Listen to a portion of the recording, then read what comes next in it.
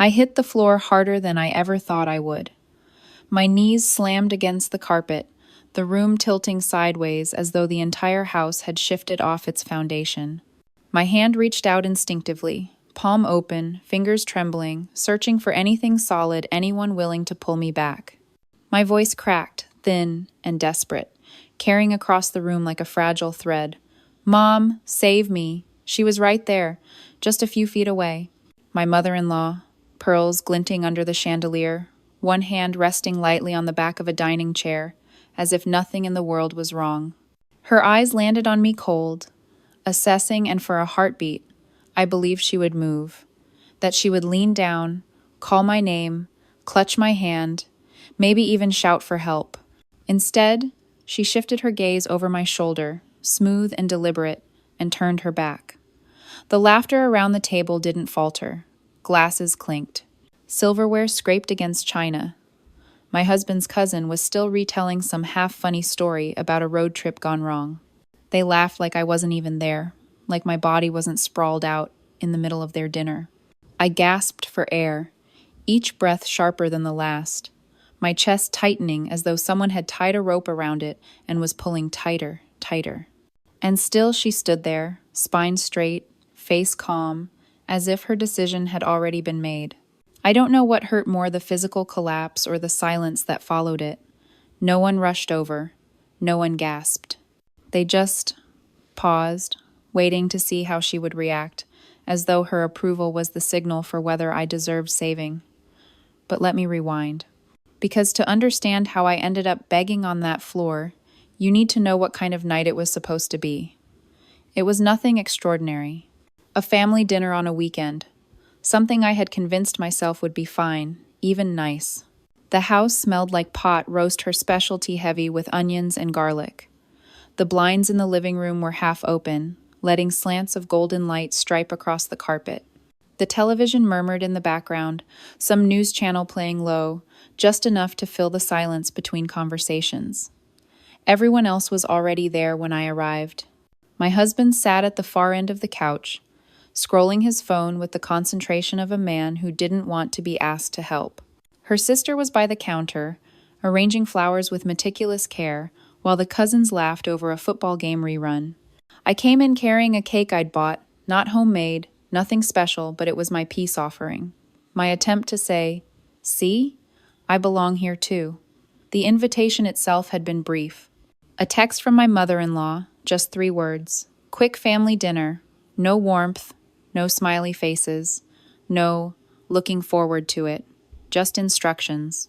And when I stepped into the dining room, the table confirmed everything. Every chair had been neatly marked with a folded napkin, a little token to show someone had been expected. Every chair except mine.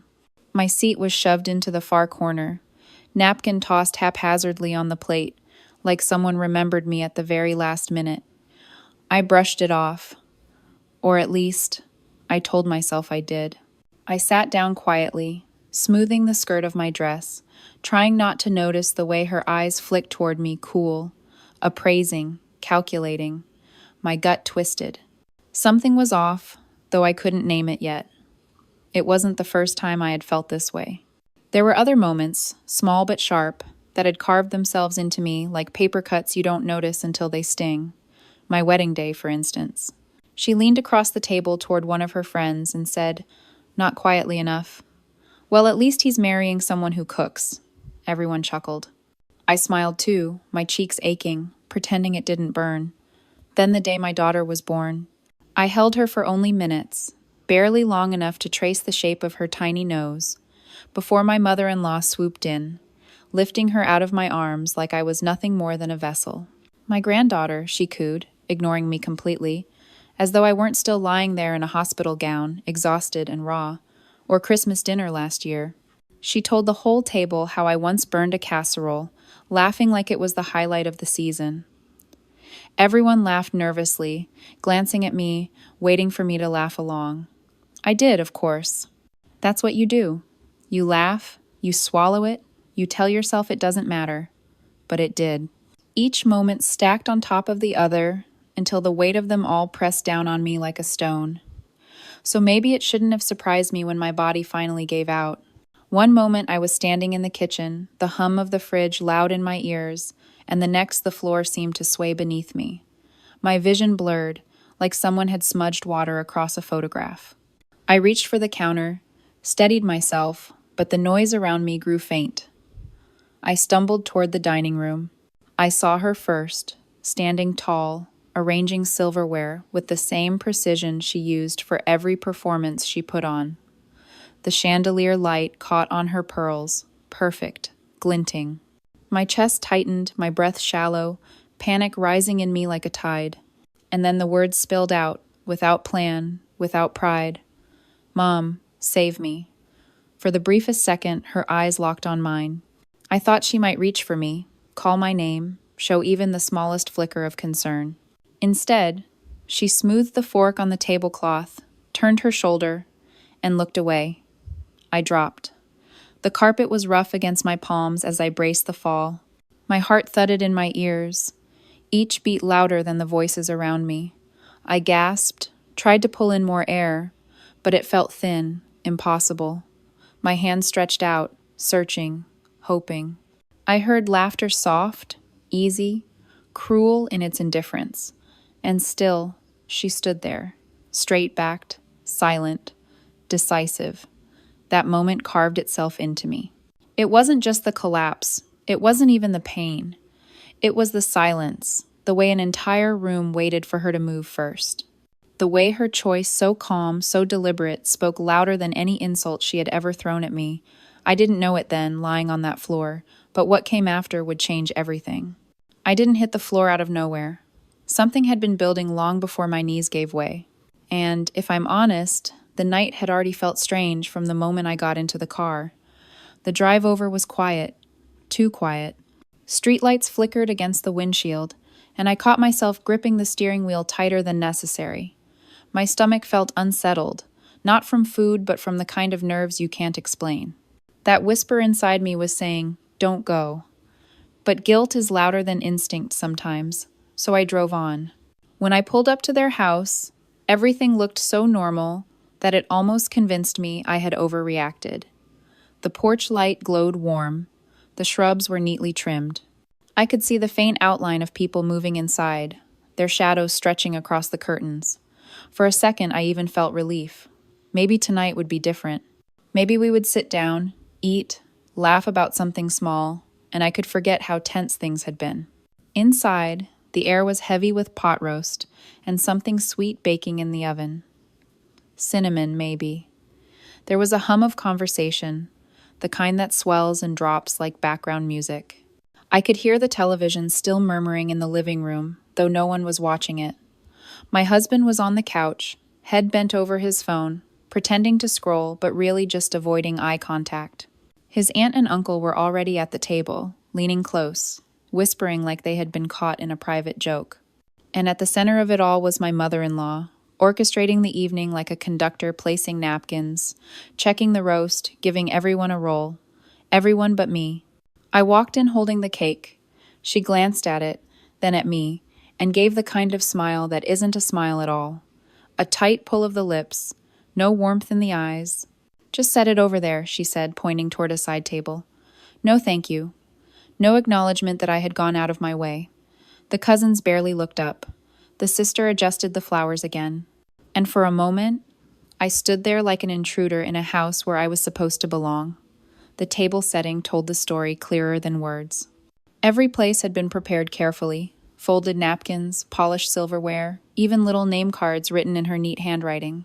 Every place but mine. My chair had been shoved to the corner, napkin tossed carelessly across the plate.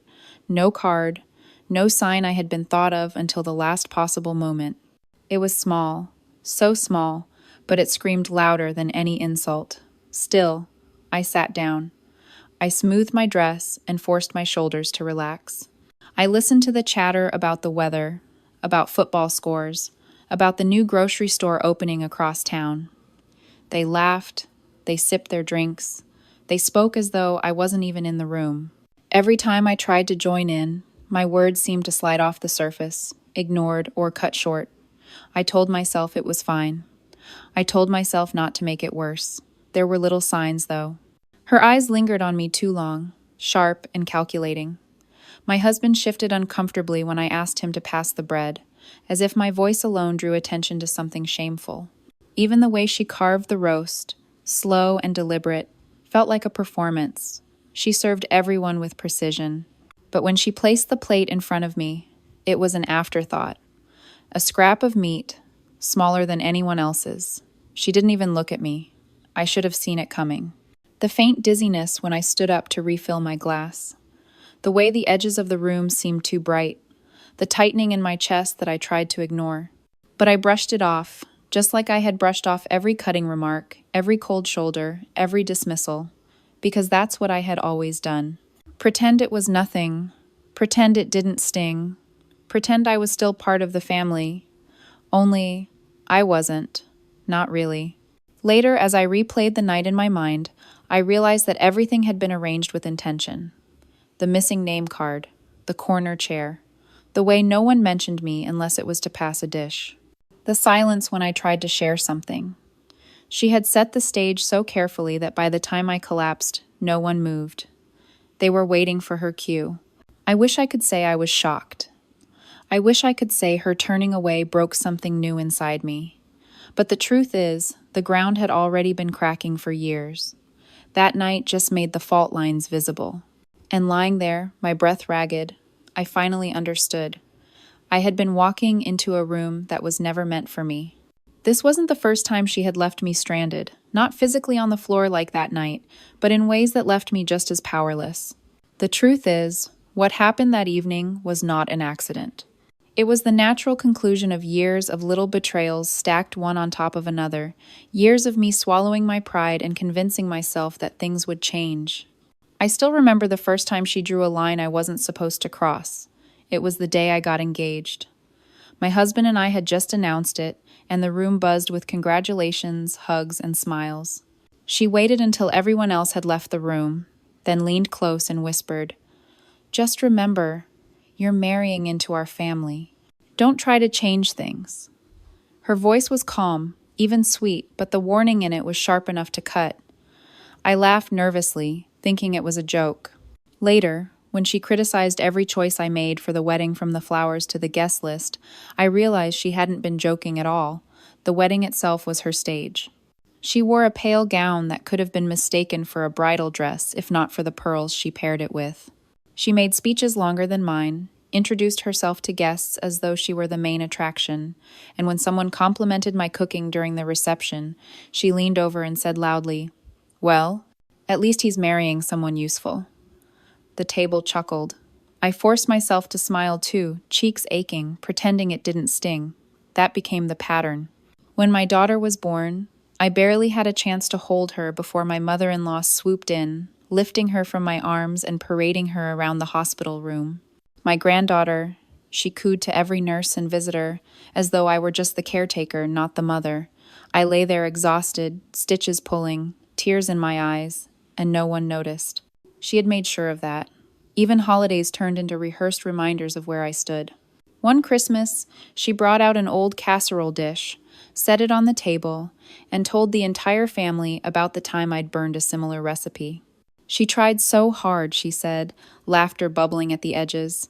Everyone laughed with her, some nervously, some out of habit, glancing at me like I should join in too. And I did. Because what else could I do? You learn quickly that if you don't laugh, you become the problem. It wasn't just words. There were the smaller gestures, the ones easy to miss if you weren't paying attention. Setting my place at the end of the table instead of next to my husband. Handing out gifts at birthdays but skipping mine until someone asked. Talking about family decisions in front of me and then correcting herself. "Oh, I mean the real family." Each one small enough to brush off. Each one sharp enough to leave a mark. And then there were the times she turned my husband against me without ever raising her voice. She had a way of making him feel guilty for choosing me. "You used to call me every Sunday," she would sigh. Or, "You don't visit as much now that you're married." He would fold under her guilt, promising to make it up to her, and I would be left on the sidelines, the villain in a story I hadn't even written. He kept telling myself she'd soften over time, that once she saw how much I loved her son, Once she saw how hard I worked to fit in, she'd accept me. I cooked meals, I hosted holidays, I lent money when they were short. I became the dependable one, the one who could be counted on to clean up, to cover the check, to stay late after everyone else had gone home. I thought that would matter. I thought she'd see me as family. But she didn't. She never did. That's why the moment I fell, begging for help was not really about my body giving out. It was about the years that had led up to it. Every ignored kindness, every cutting remark, every time I had been erased at my own table. It was all condensed into that single moment when she looked at me, measured me, and chose to turn away. Later, I would replay it all like a reel I couldn't shut off. The whisper at the engagement, the stolen moment at the hospital, the laughter at Christmas. Each scene was different, but the message was the same. You don't belong here. And no matter how many cakes I brought, no matter how many holidays I worked to make perfect, no matter how much I tried to prove my worth, the conclusion was always the same. That night, as I lay on the carpet, I realized I had been blind to something that had been obvious all along. She had never wanted me in the family, and she had been showing me that truth for years. I had just refused to see it. The dining room was too bright that night, almost harsh. The chandelier hung low, its light bouncing off polished silverware and shining on the crystal glasses lined neatly on the table. The roast sat in the middle, steam curling upward in lazy spirals, and the smell should have been comforting, but it wasn't. It was heavy, suffocating, pressing against my chest like a weight I couldn't lift. I sat at the far end, the corner seat, my plate already a reminder of where I stood. Small portion, no garnish, no care. Around me, the room buzzed with chatter, but not the kind that draws you in. It was the kind of chatter that builds a wall, where laughter feels like a barrier instead of an invitation. My husband leaned close to his cousin, talking about football scores, his voice low, his attention everywhere but me. I remember the fork in my hand trembling slightly, not from cold, but from something else. My body had been warning me all evening. The edges of my vision shimmered. My head felt too light, and my breaths came shorter than usual. Still, I pushed on, smiling when I needed to, nodding at jokes I barely heard. I thought if I could just make it through the meal, I'd be fine. And then it happened. The fork slipped from my fingers, clattering against the plate with a sound that cut through the laughter. My hand followed, limp, sliding against the tablecloth. My chest seized, sharp and unforgiving, and suddenly the chair beneath me felt unstable, as though it might vanish. I tried to steady myself, fingers brushing the edge of the table, but my body refused. My knees buckled, and I went down. The carpet caught me with no mercy. My palms stung from the impact. My breath turned jagged, gasping, uneven. The chandelier above blurred into a halo of light that spun faster than I could comprehend. And in the middle of it, I saw her. She was standing by the head of the table, pearls around her neck catching every glint of light, her hand smoothing the edge of the tablecloth as though preparing for another round of dinner. Her eyes met mine for a brief, fleeting second. I whispered it then, voice small, broken. "Mom, save me." The room went quiet, but only for a moment. The chatter resumed, soft and awkward, like no one wanted to acknowledge what they had just heard. My husband's fork hovered in midair. His cousin looked down at his plate. Her sister adjusted her flowers again, eyes darting anywhere but me, and she, my mother-in-law, did not move. Her face didn't twist in alarm. Her lips didn't part in concern. She simply turned. A slow, deliberate pivot, her back to me, as if I were no more than a draft of cold air at her shoulder. I reached out a hand, my fingers trembling, searching for something, anything. The carpet fibers tangled against my skin, rough and unyielding. I thought I heard myself whisper again, though maybe it was only in my head, "Please." But she didn't flinch. The laughter at the table rose again, louder this time, as though covering over the sound of my collapse. Someone made a joke about a vacation. Another clinked a glass for a toast. It was surreal, the way life carried on around me while my body fought for balance. The contrast was cruel, my gasps for air against their easy laughter, my desperation against their indifference. My husband looked at her. I saw it. His eyes darted toward his mother, waiting, as though for instructions. She gave none. She didn't need to. Her silence was command enough. And he sat there, motionless. Every second stretched long, longer than I thought seconds could stretch. The chandelier swayed slightly, or maybe it was just my vision swimming. My ears rang with the thud of my heartbeat, each one hammering against the silence of her choice, and still, she did nothing. In that frozen moment, I realized the truth wasn't that she didn't hear me, or that she didn't see me. It was that she had chosen not to. Her back was a verdict, a sentence, a declaration that I was not worth saving. The moment should have been chaos, people rising, rushing, calling for help. But it wasn't. It was calm, controlled. She had made her decision, and everyone else followed suit, their stillness, an echo of her authority. The carpet pressed against my cheek, scratchy and warm from the heat of the lights above. I stared at the leg of the dining chair, the polished wood, gleaming like it belonged in a different world. And in that moment, lying there unseen, I understood more than words could ever tell me. It wasn't just neglect, it was exile. I remember the silence breaking, not with concern, but with irritation. My father-in-law cleared his throat, sharp and dismissive, as though I had interrupted the evening with bad timing. "Is she all right?" someone muttered, not even looking in my direction, their forks still poised over mashed potatoes. My husband shifted in his chair, glancing back and forth between me and his mother, waiting for some kind of permission to act. It felt like forever before he finally stood. His steps were hesitant, almost reluctant, like he feared crossing an invisible line. He crouched beside me, whispering my name, not too loud, careful not to draw more attention than necessary. "Are you okay? Can you sit up?" His hand hovered above mine, but he didn't take it, not until his mother gave the faintest nod, the smallest gesture that said, "Fine, help her if you must." By then my chest was heaving, my breaths uneven. He slid an arm under me, lifting me halfway, and the murmurs around the table swelled. His cousin whispered something about me, always being dramatic. His aunt leaned in to say she remembered a time I fainted at church, as if collecting evidence that this wasn't serious. Laughter bubbled at the edges again, uneasy, but laughter all the same.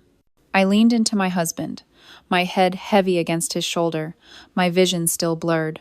"Please," I managed, "just take me outside." He hesitated. He looked at her again. She met his gaze calmly. No panic, no urgency, just the same cold distance as before. Finally, he guided me out of the dining room, the scrape of the chair legs against the floor marking our exit like punctuation. The air outside hit me hard, cooler, cleaner, as though the night itself had more mercy than the people inside. I leaned against the porch railing, gripping the wood until my knuckles ached. My husband rubbed my back awkwardly, his touch more mechanical than tender. "You scared everyone," he said softly, though his voice carried more embarrassment than concern. I wanted to laugh. Scared everyone? No one had moved. No one had gasped. No one had rushed to my side. The only thing they had been scared of was breaking the spell his mother held over them. When I tried to stand on my own, my legs still unsteady, she appeared in the doorway. Not rushing, not concerned, just appearing, like a queen checking on the scene outside her castle. She folded her arms, tilted her head, and asked, "Better now?" Her tone was not warm.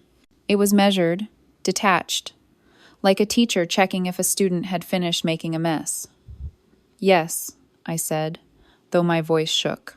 I wanted the word out quickly, like shutting a door against further humiliation. She nodded once, satisfied, and returned inside without another word. My husband sighed, guiding me toward the car, but even then, I caught him glancing back at her through the window. He wanted her approval more than he wanted to defend me. That realization cut deeper than the collapse itself. When we finally drove away, the house shrinking in the rearview mirror, the silence in the car was thick. I pressed my forehead against the cool glass of the window, fighting the sting of tears. He cleared his throat once, twice, like he wanted to speak, but nothing came out. And when he did finally break the silence, all he said was, You shouldn't have skipped lunch. That was it. That was his explanation for why I had begged his mother for help and been turned away. Not betrayal, not cruelty, just hunger.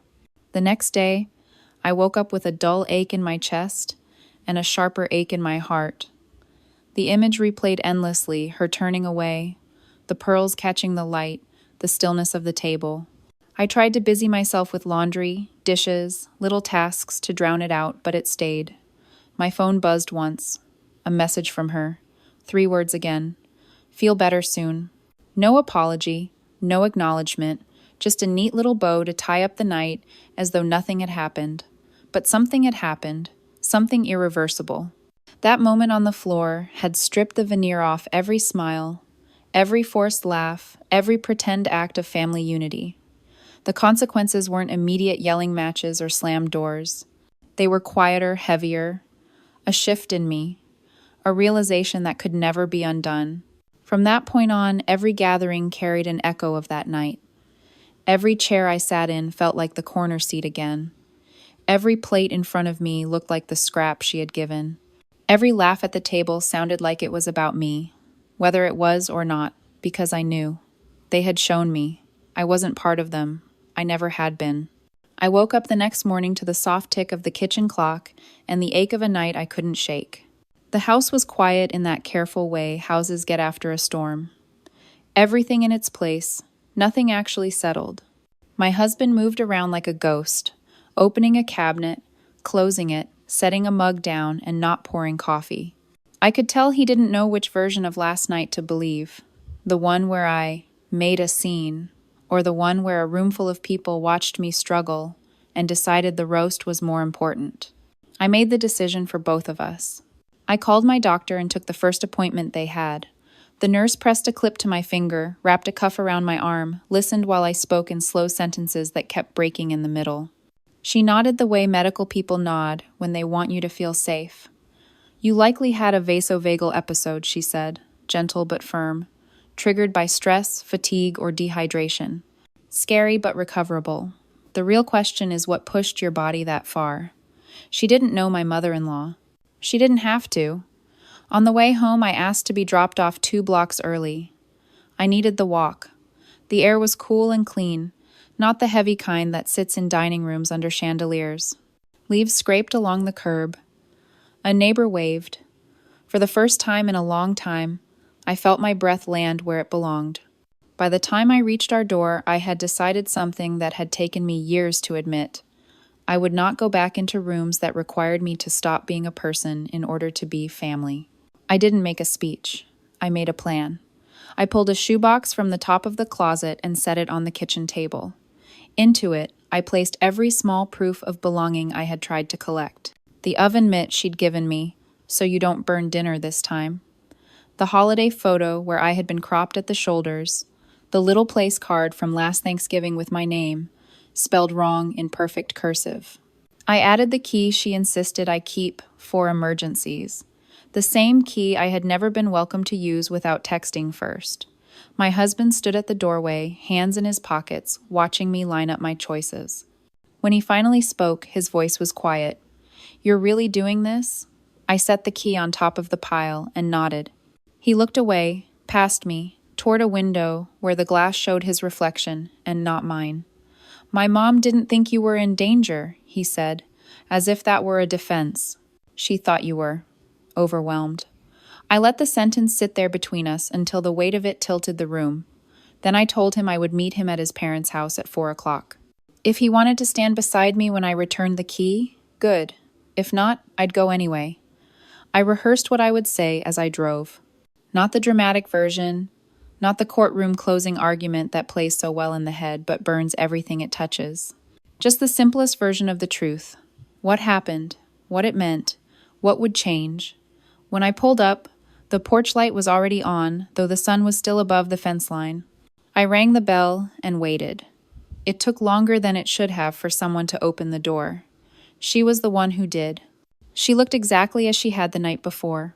Pearls, tidy sweater, the posture of a woman who had never been wrong in her own home. Behind her, the house smelled like pot roast again, though I knew there couldn't possibly be any left. Memory is like that. It reheats what it knows. Well, she said, not, how are you, or come in. Just a word that meant we were already in the middle of a conversation I hadn't agreed to have. I held out the key. She didn't take it, not at first. What's this? She asked, as if it were a puzzle and not a conclusion. It's the spare you gave me, I said. I won't need it anymore. Her eyes flicked toward the driveway where my husband's car should have been. It wasn't. I felt that fact settle in my chest and refused to let it move me. You're upset, she said, the way people say, it's raining, as a comment on the obvious. You overreacted. You scared the children. I thought of the table, the forks, the careful silence. I thought of my hand on the carpet, the fibers rough against my skin. I asked you to help me, I said. You turned away. She gave a tiny shrug that might have been a shiver if there had been any warmth in it. You were fine, she said. You got up, didn't you? That was the moment I understood. There would be no apology small enough to fit in this house. So I made my own ending. I won't be back for dinners, I said, or holidays, or quick family anything. If you ask to see our daughter, we'll make arrangements in public places, with boundaries we agree on ahead of time. If those aren't respected, we'll stop. That's the whole list. She laughed, then soft, dismissive, like I'd told a joke she'd heard before. You'll come around, she said. You always do. A car door shut behind me. My husband's footsteps crossed the walk. He stopped at my shoulder and didn't reach for my hand. His mother's face arranged itself into the kind of smile that signals victory before the battle has even started. Tell her, she said to him, almost tender. Tell her she's being dramatic. He didn't look at her. He looked at me. Something older than both of us, moved through his expression, grief, maybe. The realization that the people who raised you are not the same as the people you need to become. You asked for help, he said finally, steady and clear. No one helped you. That won't happen again. It was not the speech I had written for him in my head. It was smaller and truer. It was enough. We left the key on the entry table beside the bowl where she kept loose change and stray buttons and a pen that didn't work. I slid the shoebox onto the shelf below a museum of a life I had decided not to renew. On the way out, I paused in front of the family photo wall. There was the wedding portrait where she had stood too close to the center. There was Christmas, and the picnic by the lake, and the first day our daughter wore her tiny backpack. In each one I could see the choreography now, who was placed where, who was cropped tight, who was asked to step aside so the shot looked more balanced. I didn't take any pictures down. I didn't need to. Leaving is also a way of rearranging a frame. We drove in silence for a few miles until the neighborhood ended and the road opened wide. My husband reached for the console, turned off the radio I hadn't realized was on. What do we do now? He asked, and for once the question felt honest. We build our own table, I said. Smaller, maybe. Quieter, but ours. It didn't happen overnight. It never does. There were phone calls we didn't answer and messages we returned with firm sentences that didn't fray at the ends. There was a Sunday morning when his mother arrived unannounced, and we met her on the porch, shoes on, coat zipped, ready to leave for the park. Text first, I said, not unkind. She stood there on the stoop, pearls shining in daylight, and realized the door behind me was not going to open. There were also new things. A backyard grill we bought secondhand and cleaned until it gleamed. Neighbors who drifted over with paper plates and folding chairs and stories about their own families, the kind you can tell only when someone else goes first. We learned how to celebrate on our own terms. Smaller cakes, shorter speeches, the kind of laughter that doesn't cost anyone anything. On Friday nights, we made soup and grilled cheese and ate on the couch like teenagers, our daughter curled between us, feet tucked under my knees.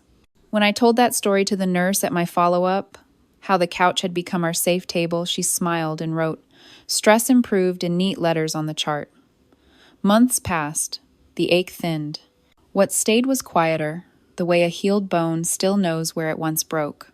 Sometimes, driving at dusk, a glint on a stranger's necklace would catch my eye, and I would feel the old room rise up.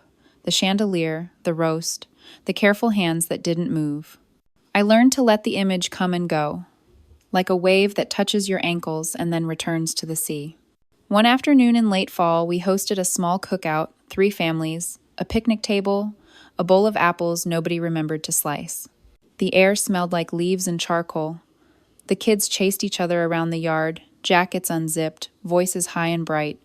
I stood by the grill with a spatula in one hand and a dish towel over my shoulder, watching smoke lift into a sky that had room for it. My phone buzzed in my pocket, a message from an unknown number. I didn't have to open it to know who it was. I put the phone face down on the table and flipped the burgers.